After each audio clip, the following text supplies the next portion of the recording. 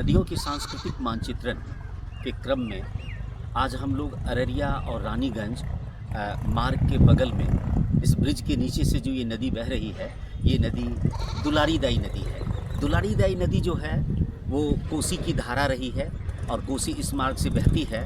दुलारीदाई नदी की जो सबसे बड़ी विशेषता है कि फणीश्वरनाथ रेणु की कहानियों में और उनके उपन्यासों में इस नदी की चर्चा हुई है।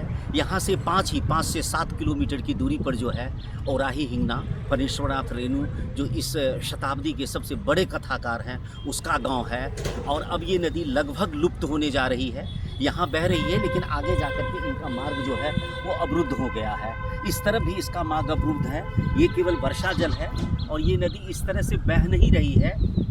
हमें लगता है कि इस नदी की स्मृति केवल अब रेणु के फणीश्वरनाथ रेणु के साहित्य में ही रह जाएगा। ये नदियाँ लुप्त हो जाएगी। यदि ये लुप्त होती है तो संस्कृति की एक धारा जो है उसके साथ ही लुप्त हो जाएगी। केवल रेणु की कहानियों में इनकी स्मृतियाँ जो है वो रह जाएगी। तो ये है दुलारीदेई नदी।